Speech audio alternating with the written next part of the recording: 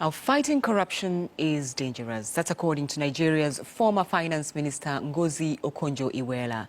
And that, as you can see, is the title of her latest book. In it, Mrs. Okonjo-Iweala narrates her ordeal during her bid to stop corrupt practices in her country. She met stiff resistance, and her efforts to end the abuse of Nigeria's fuel subsidies led to the kidnapping of her mother. She's been speaking to Peter Okwoche. She was held for 5 days. I got a call. They didn't ask for money.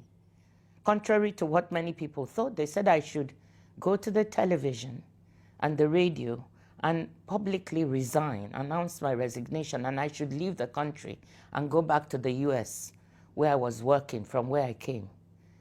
And so this was shocking. But the key thing is that when she asked these 4 young men who took her, "Why did you take me?" They said, "Because your daughter did not pay oil marketers their money."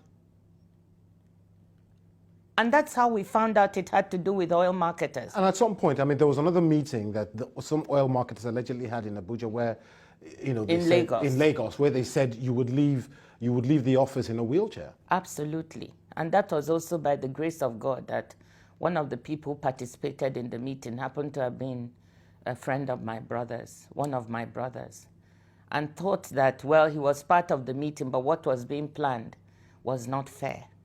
So he called my brother and said, "You have to tell your sister to be careful." And you confronted one of the marketers? Exactly, in whose house it took place.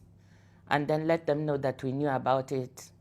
And that was how, I think that was averted. But my takeaway from your book is that, you know, fighting corruption in Nigeria is almost impossible. No, I would not say that. And that was the other point of the book, was actually to give hope and show that you can win some battles. Have we won the war? Probably not. But some battles, and you have to win some battles to show it can be won. The issue is, how do you weave all this into a bigger picture?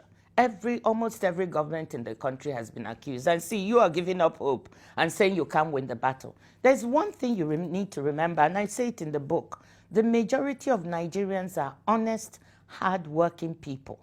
But Nigeria is held hostage by a small minority of people. Why should we give up? That's what they want. They want everybody to give up. When you try to fight the corruption, they attack you viciously. And then they get away with it. And I'm trying to say in the book, we mustn't do that. And to give people examples of where you could actually block it, even with threats to your life, to your relatives. I'm not saying that everybody should take that risk, but at the end of the day, some people have to stand up too. And actually, there are other people standing up every day.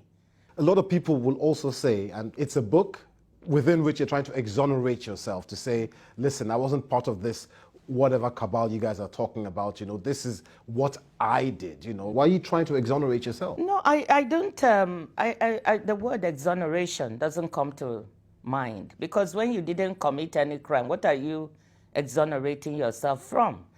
I don't need to exonerate myself from anything, but I wanted to tell my story. That is true, and I have a right to do that. Absolutely. Everybody, anyone else who wants to tell their story can do that. You see, there's something, when people make you a victim, they victimize you all over again. So what they would like to do, and they've succeeded in doing, those people who are corrupt, they intimidate people. They say all kinds of things, so you keep quiet. And I've said I'm not keeping quiet. This is former Nigerian Finance Minister Ngozi Okonjo-Iweala.